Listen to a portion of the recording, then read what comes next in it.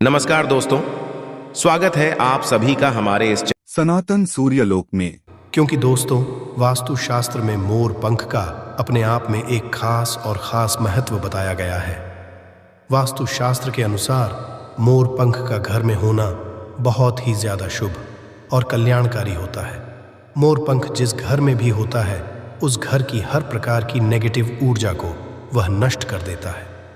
शास्त्रों में मोर को सुख समृद्धि का प्रतीक माना जाता है। मोर पंख अत्यंत चमत्कारी होने के साथ ही घर के वास्तु दोष को कम करने में भी काफी ज्यादा लाभदायक होता है। किंतु दोस्तों, वेद पुराणों में मोर पंख को घर में रखने के नियम भी बताए गए हैं। मोर पंख को घर में रखते समय कुछ नियमों का पालन आपको जरूर ही करना चाहिए, तभी इसका पॉजिटिव प्रभाव देखने को मिलता है। यदि आप अपने घर में मोर पंख को निश्चित स्थान और वेद पुराणों के अनुसार सही दिशा में रखते हैं, तो यह घर की हर प्रकार की परेशानियों आपके घर से दूर कर देगा। देखिए, मोर पंख को घर में रखने के बहुत से फायदे हैं, किंतु धन संपत्ति में वृद्धि के लिए इसका सबसे ज्यादा प्रयोग किया जाता है। यदि आपके घर में पैसे की तंगी है, धन का खर्च अधिक होता है, घर में पैसा नहीं आता है, तो आप अपने घर पर मोर पंख जरूर ही लेकर आए और उसको सही दिशा में स्थापित करें।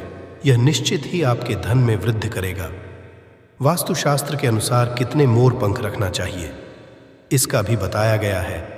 चलिए जानते हैं दोस्तों, इस वीडियो में मोर पंख से जुड़े वह जरूरी नियमों के बारे में जो आपके जीवन की समस्त प्रकार की परेशानियों को आपसे दूर कर सकते हैं और आपके जीवन में आपको धन, सुख, वैभव, ऐश्वर्य की प्राप्ति करा सकते हैं।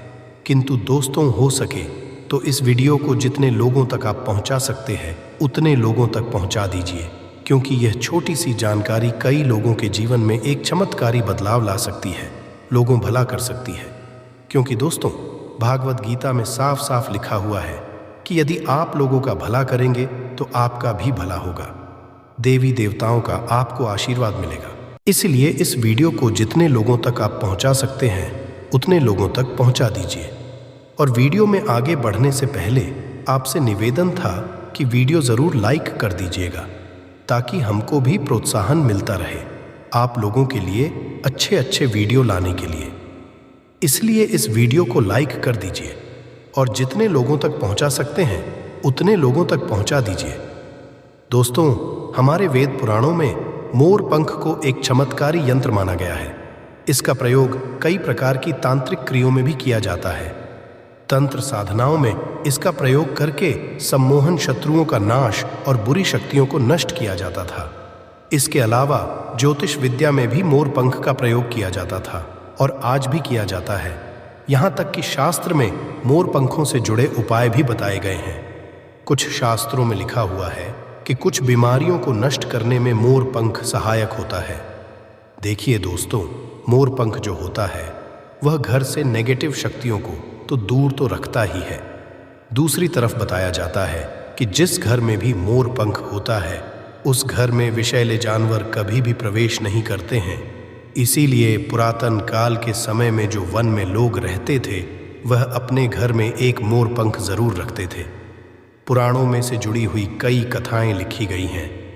यहाँ तक कि जिस घर में भी मोर पंख होता है उस घर में नवग्रह का कोई अशुभ प्रभाव नहीं पड़ता है। दोस्तों, केवल आर्षि, मुनि और तपस्वी लोग ही नहीं, बल्कि खुद भगवान श्री कृष्ण जी ने मोर पंख की प्रशंसा की है।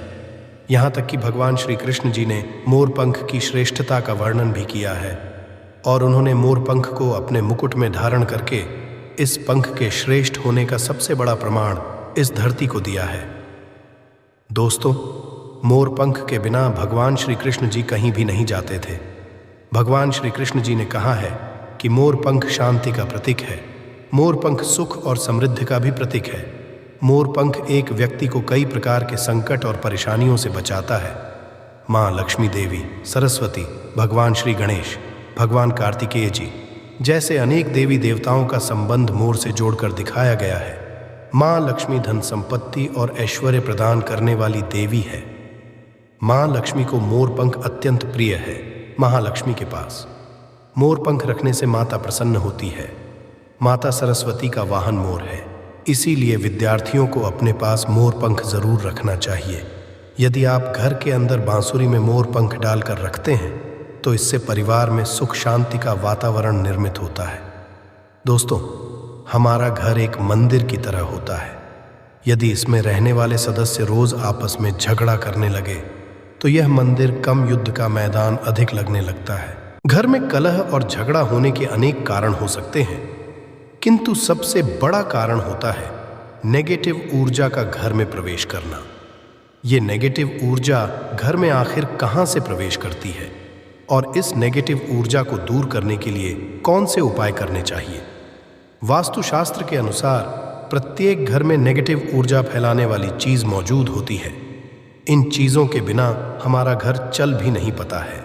अतः इन वस्तुओं को तो हम घर से बाहर नहीं निकाल सकते, किंतु उस नेगेटिव ऊर्जा को जरूर ही बाहर निकाल सकते हैं। इसके लिए हम मोर पंख का प्रयोग करना चाहिए। आप 3 मोर पंख लें और उसे अपने घर के मुख्य द्वार के पास हवा में जोर जोर से हिलाएं। ऐसा करने से आपके घर के अंदर मौजूद नेगेटिव ऊर्जा आपके घर के बाहर चली जाएगी। यदि आप ऐसा प्रतिदिन करेंगे तो आपके घर पर पॉजिटिव ऊर्जा का वास बना रहेगा, जिससे आपके घर की बरकत होगी, आपके घर की उन्नति होगी। तो चलिए वास्तुशास्त्र के अनुसार कुछ उपाय हम आपको बताते हैं। पहला उपाय घर से नेगेटिव ऊर्जा को दूर करने के लिए। यदि आपके घर में रोज लड़ाई झगड़ा हो रहा है, घर के लोगों की आपस में बनती नहीं है, तो घर के मुख्य द्वार पर आपको गणेश भगवान जी की प्रतिमा रख दीजिए और गणेश भगवान जी की प्रतिमा के अगल बगल एक एक मोर पंख रखना है। इससे आपके घर में कभी भी नेगेटिव ऊर्जा प्रवेश नहीं कर पाएगी। और मान लीजिए आपके घर का जो मुख्य द्वार है वह वास्तु नियमों के विरुद्ध बना हुआ है, तो घर के मुख्य द्वार पर 3 मोर पंख आपको देना है। इस बात का खास करके ध्यान रखिएगा, घर के मुख्य द्वार के बाहर की तरफ आपको यह मोर पंख नहीं टांगने हैं, बल्कि घर के अंदर की तरफ आपको यह मोर पंख टांगने होंगे। दूसरा उपाय बुरी नज़र से बचने के लिए, यदि कोई व्यक्ति आपके घर पर है जिसको बुरी नज़र लग गई है, या कोई ऐसा व्यक्ति है जिसकी तबीयत बहुत ज़्यादा खराब रहती है, तो जब तक उस व्यक्ति की तबीयत सही ना हो जाए तो उस व्यक्ति के सिरहाने के नीचे एक मोर पंख आपको दबा देना है और इस मोर पंख ऊपर उस बीमार व्यक्ति को सोना है।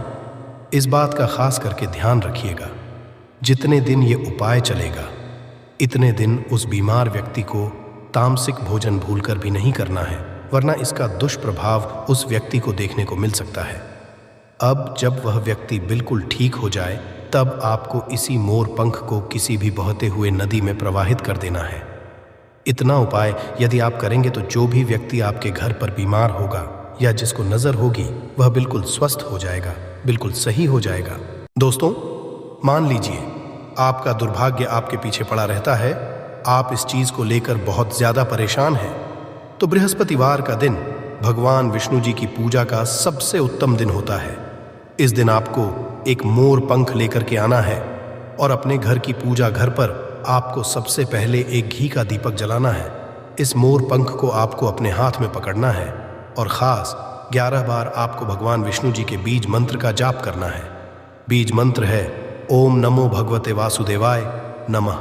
हम फिर से रिपीट कर दे रहे हैं दोस्तों, ओम नमो भगवते वासुदेवाय नमः। इस बीज मंत्र का जाप 11 बार करना है और इस मोर पंख को किसी भी किताब में दबाकर अपने कमरे में रख लेना है।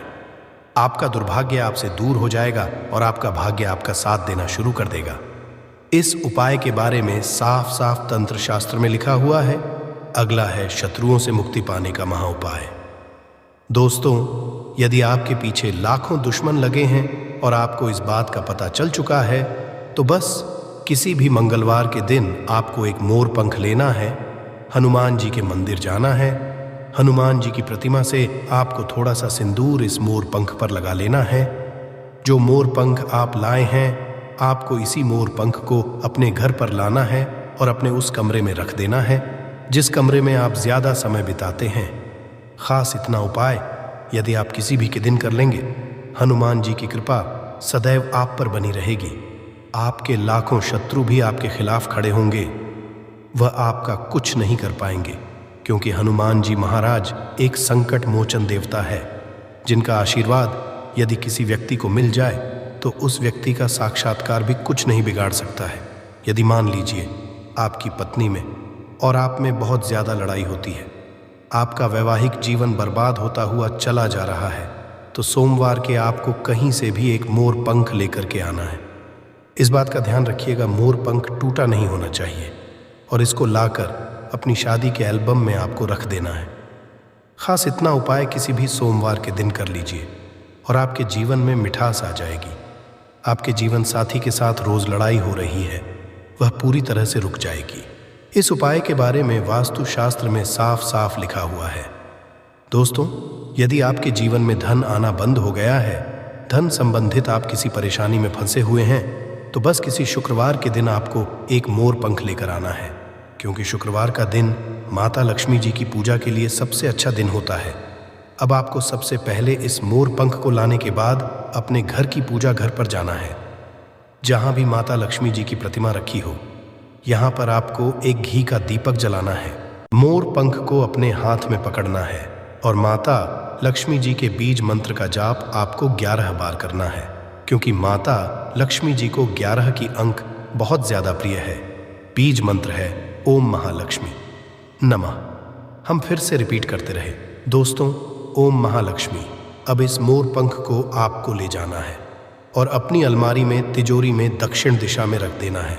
खास इतना उपाय किसी भी शुक्रवार के दिन यदि आप कर लेंगे तो किसी भी आर्थिक कष्ट और आर्थिक परेशानी में यदि आप फंसे होंगे, उस हर प्रकार की समस्या से आपको मुक्ति मिल जाएगी और साक्षात माता लक्ष्मी जी के आशीर्वाद से आपके जीवन में की वृद्धि होगी। आपके जीवन में धन आने के रास्ते खुल जाएंगे। आपके जीवन में जो धन आएगा उसमें आप खुद देखेंगे कैसे बढ़ोतरी होगी। आशा है कि आज की इस प्रस्तुति में बताई गई जानकारी आपको अच्छे से समझ आ गई होगी। वीडियो अच्छा लगा हो तो एक लाइक अवश्य कर दें। धन्यवाद वीडियो के अंत तक बने रहने के लिए।